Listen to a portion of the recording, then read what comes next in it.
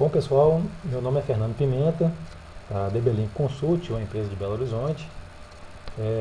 Eu fui convidado para participar do 11º FDD, pelo Carlos Cantu, e apresentar o projeto FireServer, ok? Meu e-mail para contato relativamente a questões do projeto é pimenta@linux.com. Fique à vontade para mandar críticas ou sugestões para esse e-mail, ok? Então vamos lá.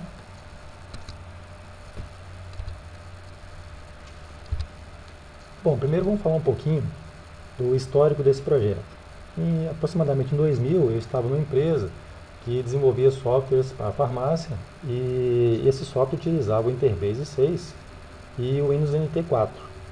Então, na época, a gente tinha uma grande dificuldade, primeiro, na hora do suporte, localizar onde o usuário tinha instalado o banco, de que maneira ele tinha instalado, que forma ele usou para configurar o Windows NT. Então você gastava em torno de 20 a 30 minutos até chegar no ponto para você atender a sua aplicação.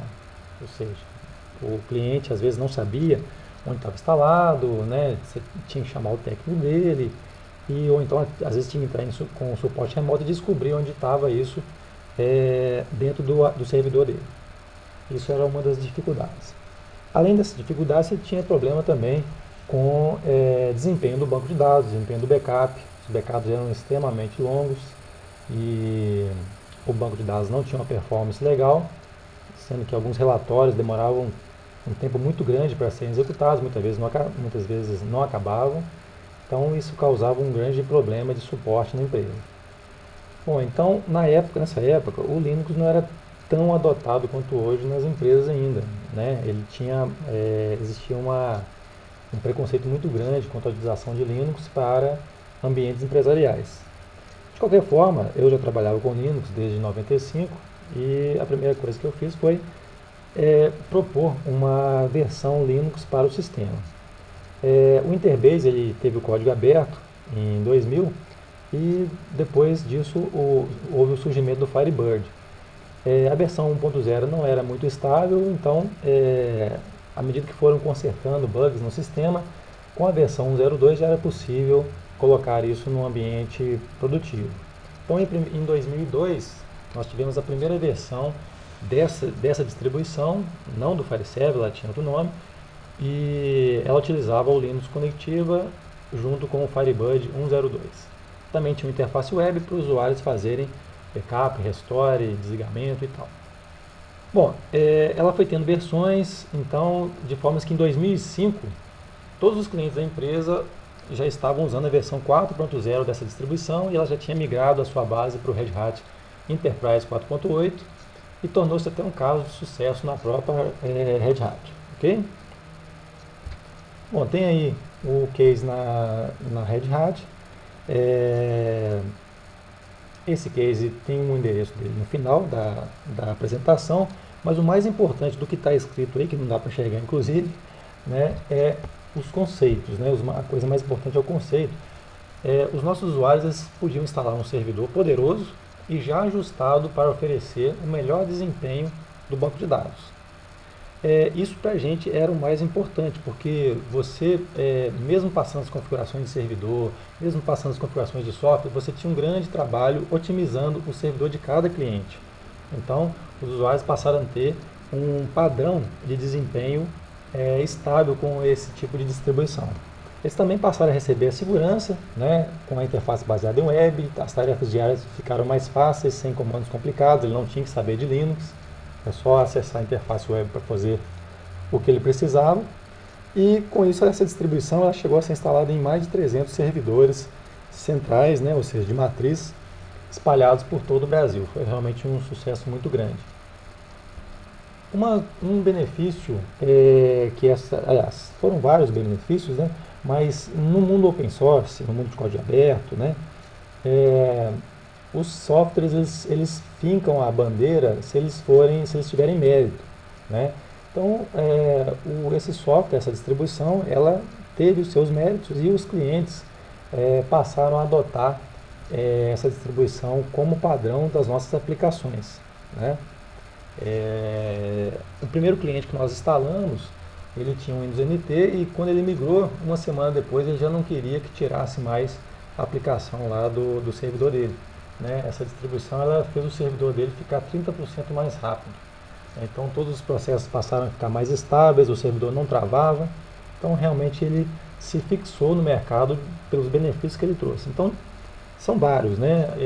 Ele possui uma instalação muito simples, o usuário ele coloca o CD, dá Enter e espera, né? O máximo que ele vai fazer é colocar um IP, colocar um nome, alguma coisa assim. Mas na época você dava Enter e esperava o CD terminar e ejetar. E estava pronto. Então isso é muito crítico quando você precisa disponibilizar rapidamente o servidor. Então você em torno de 5 minutos você consegue um servidor novo, totalmente configurado para a sua aplicação e funcionando bem.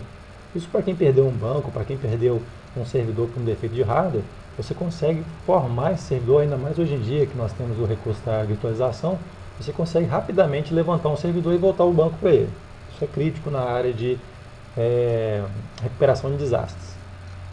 Além disso, ainda ele fornece a otimização do Firebird através dos arquivos de configuração, ele passou a ter segurança e backup, ele padroniza o suporte, isso é muito importante para as empresas de software, né, porque você não tem uma tela diferente para você mexer, um lugar diferente onde o usuário gravou o banco dele, então fica muito mais fácil de você suportar aplicações quando você já sabe o que esperar na ponta. Desculpe. Além disso, você ainda tinha análise de logs, onde o servidor coletava todos os pontos críticos e isso era enviado para a empresa para fazer uma análise. Né? Com base nisso a gente descobria se a máquina tinha sido desligada incorretamente, se ela estava com configuração abaixo do indicado e uma série de coisas. Então, para a empresa, o benefício principal é ela focar na aplicação dela e no serviço e não ficar preocupada com o tipo de servidor, a versão do sistema, ela já sabia que estava tudo de acordo com o que ela estava esperando. Para o cliente, isso representou simplicidade, desempenho e principalmente valor. Como eu citei na questão de recuperação de desastres, quando você consegue estabelecer o seu serviço novamente num tempo muito curto, isso é um grande valor para o cliente, porque o negócio dele depende do seu software. Okay?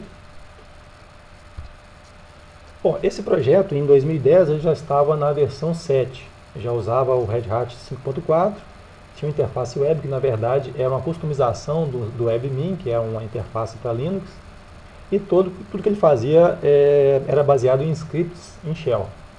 A estabilidade era incontestável tanto para os clientes quanto para a empresa. Eu digo para a empresa porque os próprios desenvolvedores da empresa também eram bem, tinham um certo preconceito na adoção do Linux, uma vez que ele apresentava resultados mais estáveis, mais previsíveis, os próprios desenvolvedores passaram a utilizá-lo com mais tranquilidade e adotaram a plataforma também.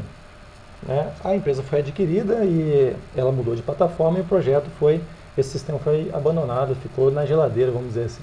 Okay? Bom, o projeto FireServer, vamos falar um pouco dele. O projeto FireServer, a ideia era retomar essa distribuição, né, de Linux e Firebird, e a ideia surgiu em março desse ano. Eu convidei alguns profissionais, eu convidei o Carlos Cantu, que é líder da comunidade Firebird no Brasil, especialista em banco, né, expliquei para ele como vai funcionar o sistema, ele achou interessante, eu convidei um programador que é o André Santos, uma pessoa também de mercado, um profissional muito gabaritado, e o Carlos Pimenta, que também é um profissional de longa data, responsável pela parte de análise de sistema, pelo site também do projeto. Então formamos uma pequena equipe e definimos um escopo. Então a base desse projeto, ela ia contar com a atualização do sistema operacional, né, saindo de Red Hat para CentOS 6.5, atualização do Firebird para a versão 2.5 e criação de uma estrutura nova para acesso ao serviço do sistema. Ou seja, a gente retiraria o WebMin e faria uma interface do zero, onde você pudesse consumir serviços do servidor.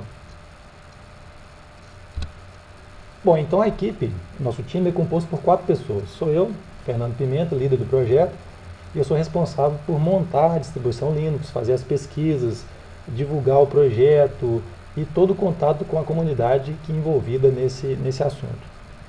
O Carlos Pimenta, ele é coordenador do design da interface web, nós apelidamos essa interface de WebFace, para ficar mais fácil a referência, e também ele cuida do site do FireServer. O Carlos Cantu dispensa apresentações, é um especialista em Firebird, é o responsável por toda a consultoria técnica sobre o banco de dados do Firebird, ou seja, todo o aconselhamento técnico sobre performance, sobre as melhores práticas de banco, é o Carlos Cantu que faz.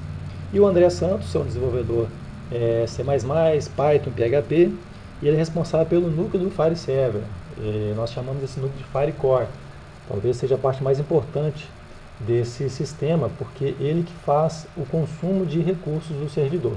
Ele que sabe, ele que consegue puxar status do servidor, características para você poder apresentar isso na WebFace, por exemplo. Tá certo? Bom, nós contamos com um apoio muito grande da SEB Internet. A SEB Internet é um provedor de internet, é um data center em Belo Horizonte, mais de 20 anos de atuação, e ela disponibilizou a hospedagem do site, do FireServer, e também os equipamentos, servidores, banda de internet, né? Toda a logística de infraestrutura que nós precisamos, a SEB forneceu para que sejam feitos os testes de homologação de produto. E a eBaySurgeon também disponibilizou uma versão free do DataGuard para o FireServer, ou seja, através do Alexei, ele disponibilizou uma versão específica para o FireServer. Ela não está totalmente customizada, mas ela já vem instalada no CD que vocês receberam durante o evento. Bom, o que é o FireServer? Basicamente é uma distribuição Linux, baseada no CentOS, e ele incorpora um projeto de infraestrutura de servidor de banco de dados Firebird projetados para alto desempenho. Esse último item é o mais importante. O FireServer não se propõe a resolver todos os problemas e rodar todas as versões, todos os conectores. O foco dele é simplicidade e alto desempenho. Então, ele é feito para aplicações que você exige um desempenho alto, uma criticidade, está envolvido numa criticidade grande, né? E você precisa de um servidor bem configurado, ok? Bom, qual é o foco do FireServer? O FireServer não é uma distribuição para você baixar e usar de qualquer maneira, ou seja, ela tem um foco, ela não está dispersada na internet. O foco dele é muito centrado nas empresas de software e nos profissionais que desenvolvem seus softwares e serviços que confiam na base de dados do Firebird. Então aqui no FDD, eu acredito que a maioria das pessoas aqui são desenvolvedores de software ou trabalham numa empresa de software ou são donos de uma empresa de software. E uma empresa de software é uma empresa basicamente de serviços. Então o FireServer está sendo desenvolvido visando essas empresas de software, as empresas que trabalham com o Firebird como meio, né? E é claro, os clientes que utilizam o serviço dessas empresas e os profissionais. Quais são os objetivos? A ideia então é criar um ecossistema, né? O que eu chamo de ecossistema? Quando você lança um produto, agregado a ele, você pode construir um sistema onde várias pessoas, várias empresas, vários profissionais podem ofertar serviços paralelos. Então esse é o ecossistema. Então você pode vender hardware compatível, você pode prestar consultoria, você pode prestar suporte, customização, você pode prestar serviços de BI, monitoramento. Então esse é o objetivo de se criar o FireServer. Além do objetivo de otimização de banco, de ser uma distribuição altamente estável para o Firebird, ele também objetiva alavancar serviços para todo mundo que trabalha com o Firebird. Ele tem algumas premissas, a gente acredita que algumas coisas devem ser migradas, algumas coisas devem ser deixadas para trás, porque são limitadores de performance, né? Então, algumas premissas que nós escolhemos: o servidor só funciona com 64 bits, ele usa o Firebird clássico, a base dele é o CentOS 6.5, ele já é um Firebird atualizado e está na versão estável, que é o 2.5.3. Todas as conexões que ele faz internamente são nativas com o banco de dados, e ele vai aderir à LSB, que é a Linux Standard Base. A Linux Standard Base é um padrão de encapsulamento ou de distribuição, onde você tem que seguir algumas regras de colocação de arquivos na distribuição. Por exemplo, o Firebird, quando você baixa ele do site, normalmente ele é instalado no diretório /opt do Linux. E na Linux Standard Base isso não é previsto. Você tem que instalar os binários no SRBIN, você tem que instalar os documentos no Share Docs, né? Então você tem as bibliotecas no /lib, então você tem os lugares certos para colocar isso. Então o Firebird vai seguir essa LSB. E o sistema vai ter uma base em código open source, fonte aberta, ou seja, a base inteira do sistema está aberta. Isso não impede que você desenvolva aplicações para o FireServer específicas, né, onde você pode ou deixá-la com código aberto ou fechado, ou você pode vender ou distribuir gratuitamente. Então, a base é open source free, porém o agregado depende das empresas que vão criar aplicativos, que vão criar soluções em cima disso. Normalmente é muito comum você ter a discussão por que exatamente o CentOS. Não poderia ser um Debian, um Ubuntu, um Slackware, alguma coisa que a gente, sei lá, cada um tem as suas preferências, né? Mas o CentOS ele tem uma coisa muito interessante, que ele é voltado para o mercado empresarial. E olha só como é que o Linux CentOS é feito. Primeiro você tem o Linux, que é disponível para todos, e vem da comunidade, né, para todo mundo. E existe uma distribuição que é o Fedora, que é baseado numa comunidade suportada pela Red Hat. Então esse Fedora, ele pega esse Linux e faz a distribuição dele, já é um CRIO. Depois a Red Hat pega esse trabalho todo do Fedora, faz uma pesquisa, faz uma seleção de tudo que vai vir para o Enterprise, para as empresas ou não, e lança a distribuição comercial dela, que é o Red Hat Enterprise. Depois que o Red Hat é lançado, o CentOS pega os binários, os fontes, né, e faz o reempacotamento. Então, o CentOS ele é binariamente compatível com o Red Hat. Isso garante uma grande estabilidade para o sistema, né, e garante também que você, ao comprar um hardware, você vai olhar se ele é compatível com o Red Hat versão 6.5. Se ele for, por tabela, ele é compatível com o CentOS 6.5. E várias empresas certificam seus hardwares, tanto a IBM, HP, Dell, certifica os seus hardwares basicamente no SUSE e no Red Hat, que são os sistemas empresariais de mercado. Okay? Então essa escolha teve esse critério. Bom, aqui nós temos um diagrama técnico, né, simplificado. Então, do meu lado esquerdo, você tem aqui a Webface, né, que na verdade é um cliente que consome recursos do lado direito, que é o Firecore. Então é um cliente REST Client, feito em PHP5, usa HTML5, jQuery. Então ele vai fazer requisições via HTTP ou HTTPS autenticadas e vai pedir para o Firecore executar tarefas. O Firecore vai executar e vai te dar aí o retorno através de um retorno JSON. Ok? Bom, o Firecore é feito em Python, ele usa um micro framework chamado Flask, também usa C, C++ e SQLite.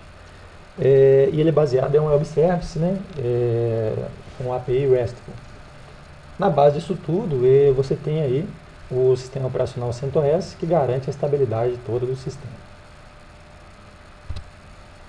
Bom, o núcleo então do FireServer é o Firecore, né, ele é um web service, como eu falei, um API RESTful, já foi falado do que ele é feito. Então, isso aí mantém a característica de você não depender da Webface para acessar o código do sistema. Então, você pode desenvolver uma aplicação sua que use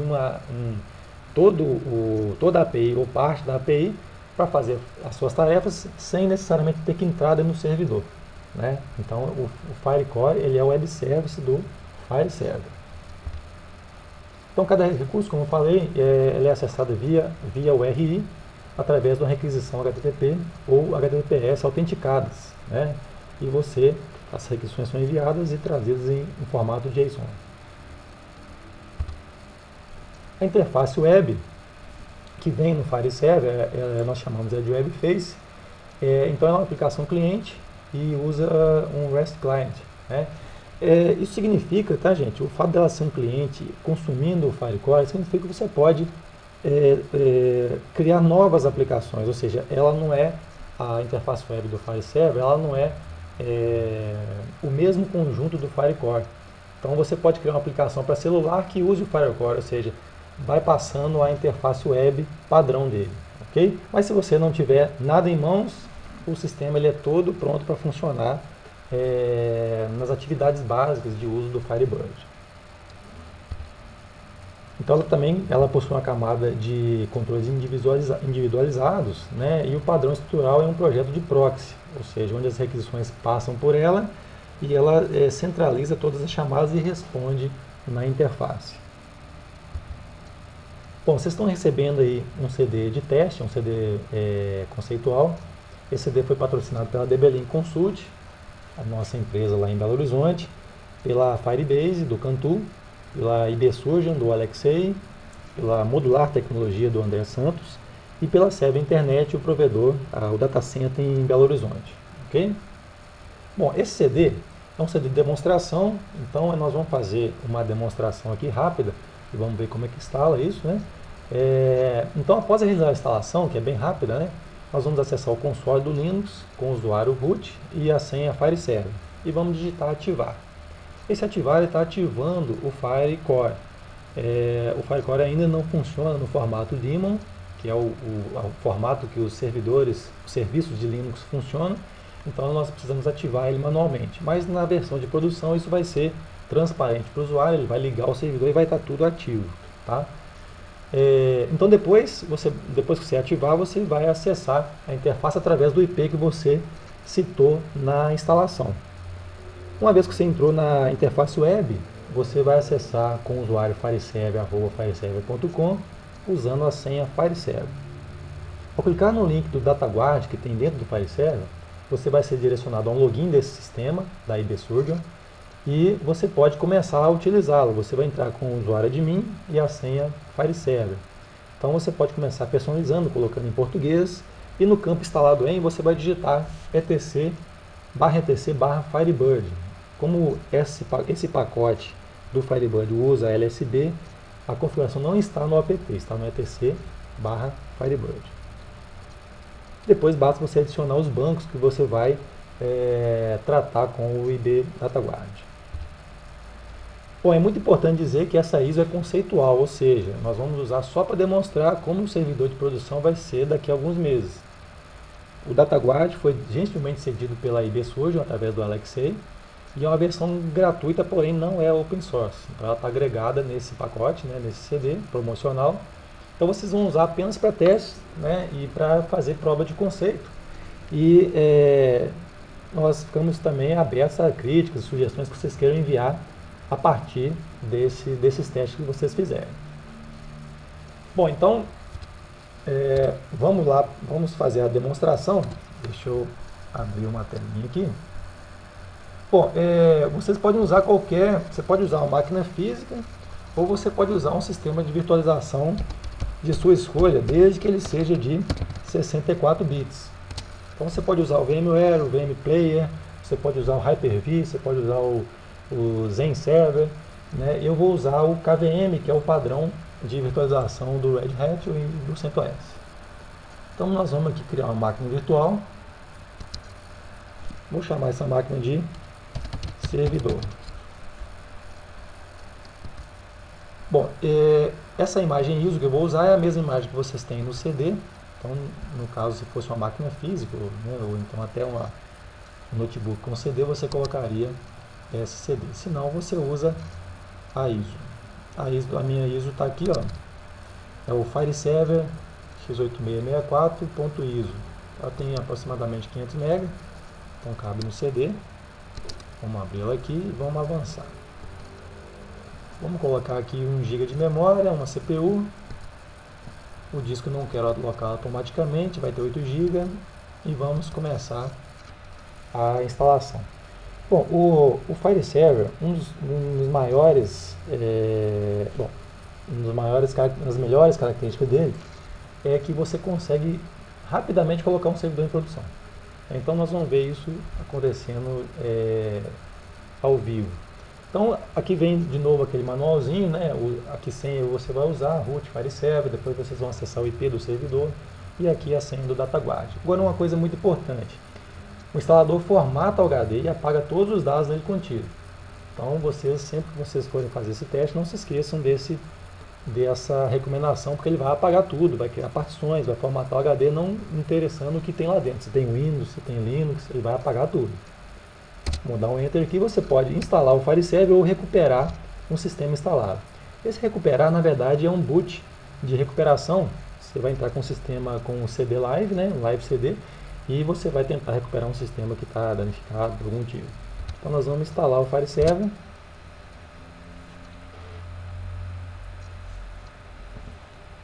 Bom, o processo de instalação, como eu falei, ele é muito simplificado. Então, por enquanto, eu só digitei que eu quero instalar e ele vai fazer todo o trabalho de particionamento, de formatação, de instalação de pacotes. Depois que ele fizer isso, ele vai colocar todas as configurações melhores que a gente achou. Como a gente sabe, não existe uma configuração padrão para todo tipo de banco, né? Então nós pegamos o meio termo, mas ele já vem melhor configurado do que uma configuração default, ok? Então vocês imaginem uma loja parada, por exemplo, uma matriz, né, de um conjunto de lojas, e que você chega para trabalhar e o servidor está com defeito, o servidor parou de funcionar. Se num ambiente normal, você vai gastar, você vai ter que chamar um técnico, vai ter que instalar o Windows, ou então vai ter que instalar um Linux, depois você vai ter que customizar todas as configurações de rede, de performance, de HD, de particionamento. Depois que você faz isso tudo, aí você chama o técnico da empresa de software para dar a manutenção. Ou então você mesmo é a empresa que dá a manutenção.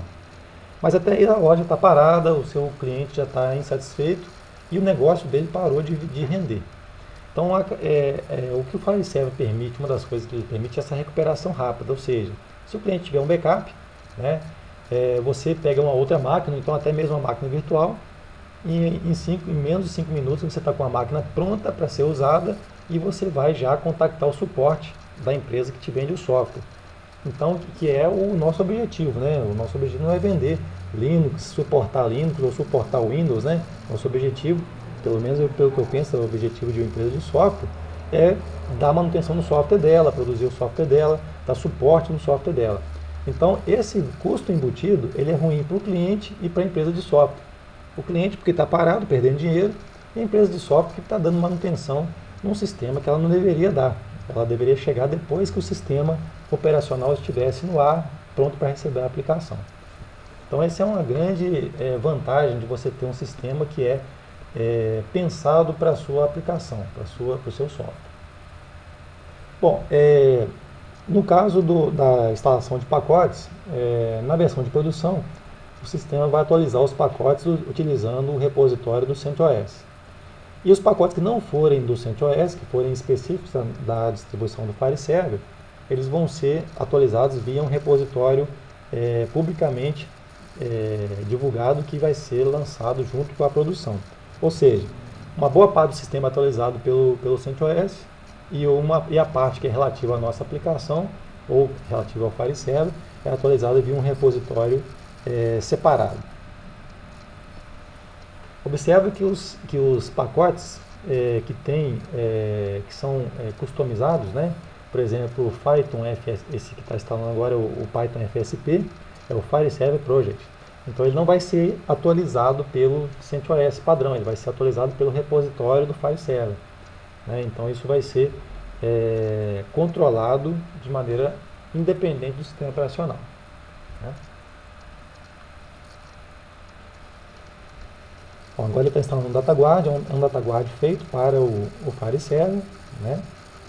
Já com alguma customização e pronto para funcionar. Quando você dá o boot na máquina, você já tem o DataGuard funcionando sem ter dado nenhum comando específico para instalação, para descompactação, e ele já está visualizando o IP do seu servidor.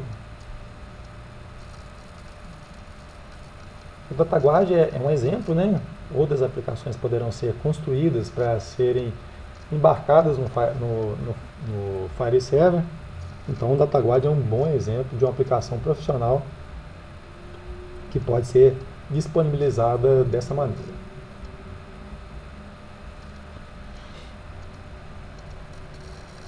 Bom, Outra coisa a gente notar que o Fire Server ele é baseado na distribuição mínima do CentOS. Então a distribuição mínima do CentOS ela tem em torno de 200 pacotes, né? Então é o número bem reduzido de pacotes se você comparar com a distribuição padrão de um desktop Linux, então um servidor gráfico Linux que tem mais de 2.000 pacotes, né?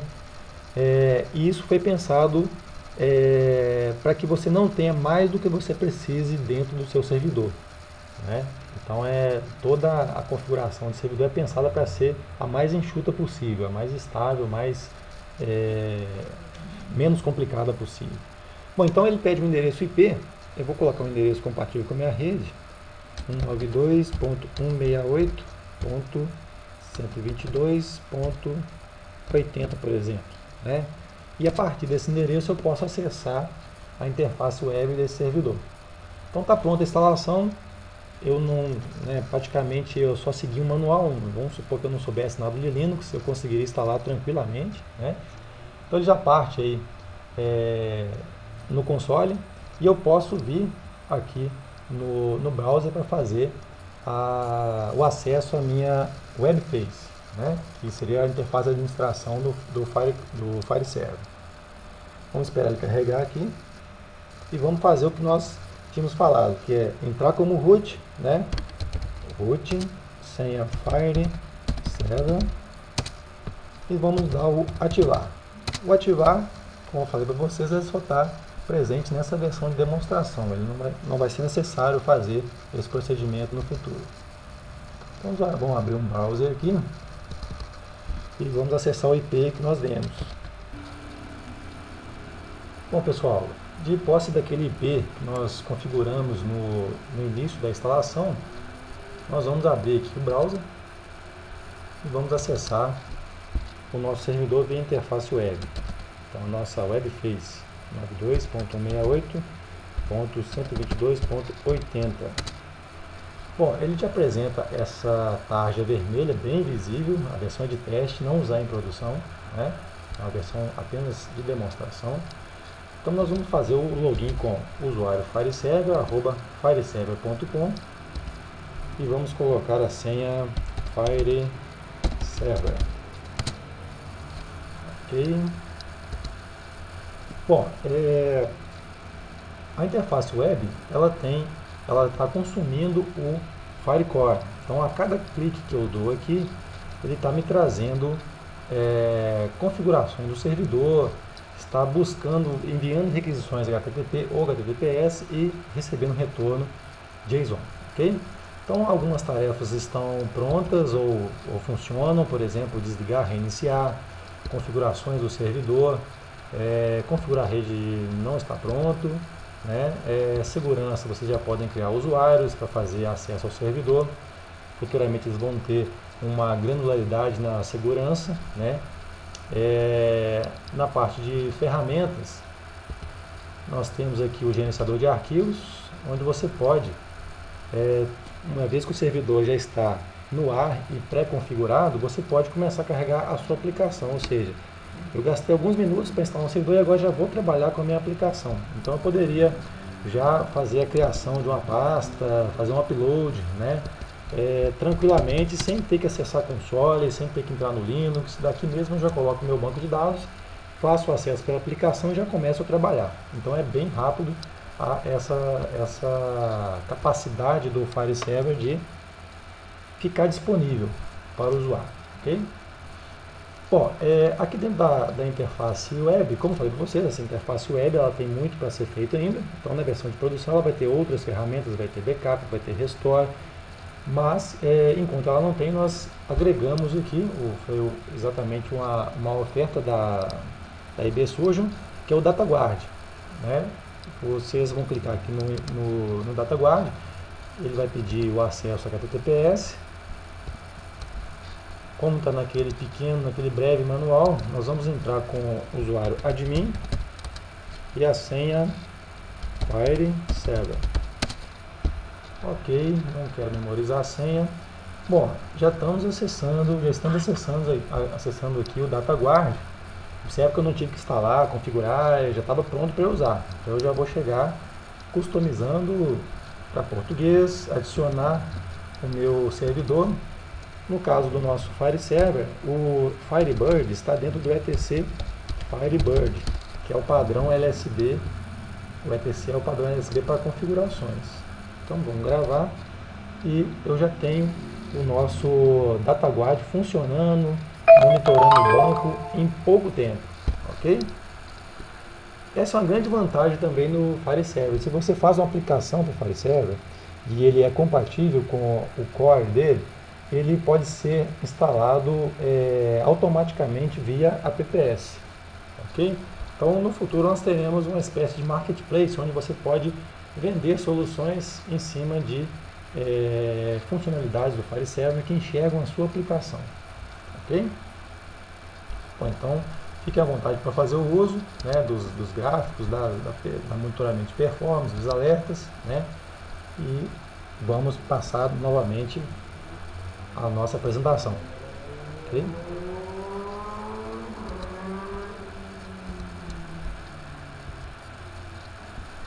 Vamos voltar aqui.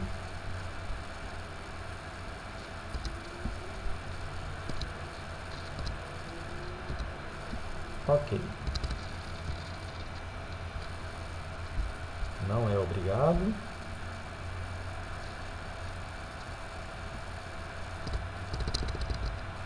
Bom, então nós estávamos aqui na demonstração. Então aqui tem um breve resumo do que você tem que fazer para verificar o funcionamento do Fire Server.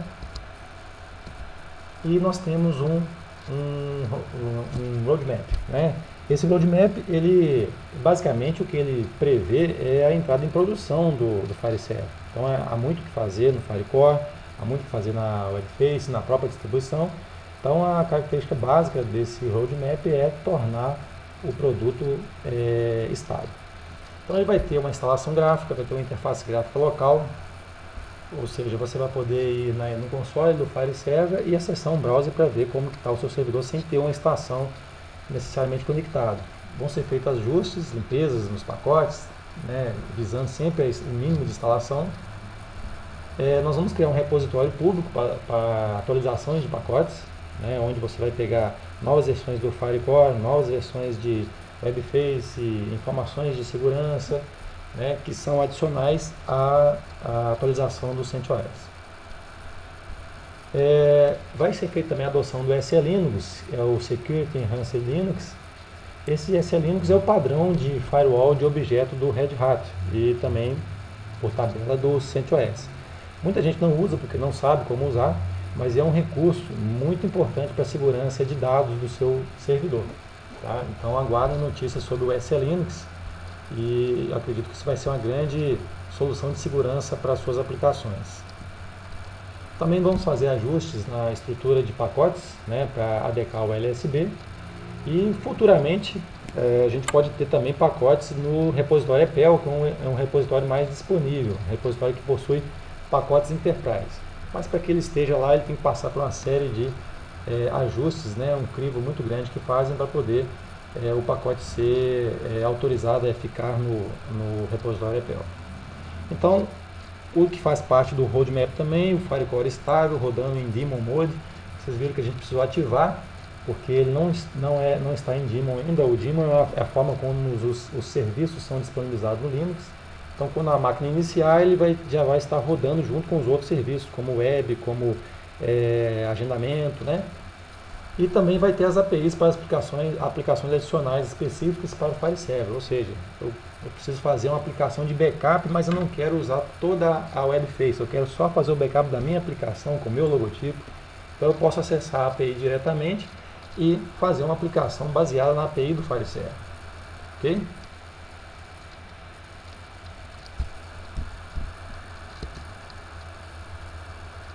Vamos voltar para a tela cheia aqui. Bom,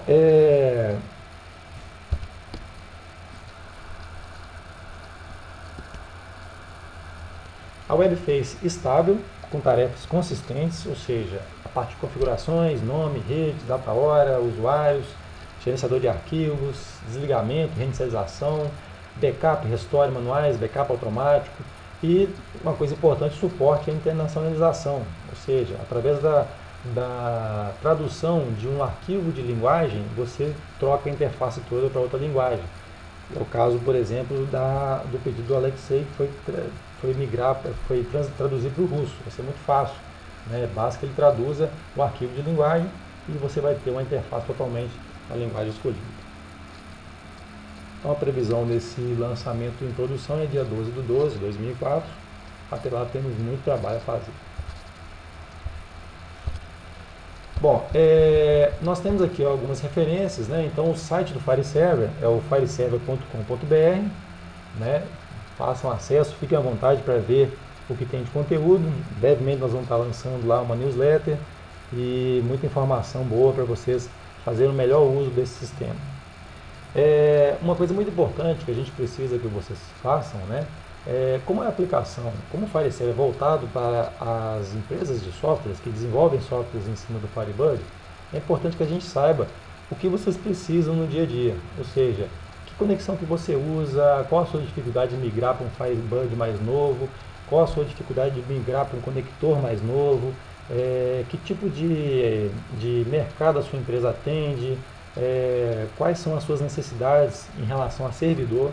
Então essa pesquisa está disponível, né? Você pode fazer e você vai ficar também informado, né, sobre novidades no projeto através dessa pesquisa, ok? Então aqueles que responderem à pesquisa, eles vão estar também recebendo os dados finais da pesquisa, ok? Não informações, é lógico, né? Informações são todas confidenciais, mas os dados da pesquisa, ou seja, os mais comuns conectores, a versão mais comum de Firebird e assim por diante. Também é uma coisa importante vocês conhecerem uma divulgação que fizemos no opensource.com. Nós divulgamos o projeto FireServer e ele é um dos mais acessados no opensource.com, que é uma comunidade suportada pela Red Hat, né? Então também é importante vocês darem o seu voto, deixarem um comentário, é importante a gente fazer com que isso seja bem divulgado. E quem quiser conhecer o caso de sucesso também, o link está aí, fiquem à vontade para acessar. Okay? Bom, muito obrigado. Qualquer dúvida em relação ao projeto FireServer, vocês podem mandar para pimenta@linux.com. Foi um prazer muito grande participar do FDD. Eu deixo o meu obrigado ao Carlos Cantu, a toda a equipe aí do FDD. Foi um prazer muito grande estar com vocês nessas apresentações, e o FDD realmente ele confirma a sua importância no mercado de banco de dados, de aplicações, de discussão de tecnologias que estão relacionadas ao Firebird. Até a próxima. Obrigado.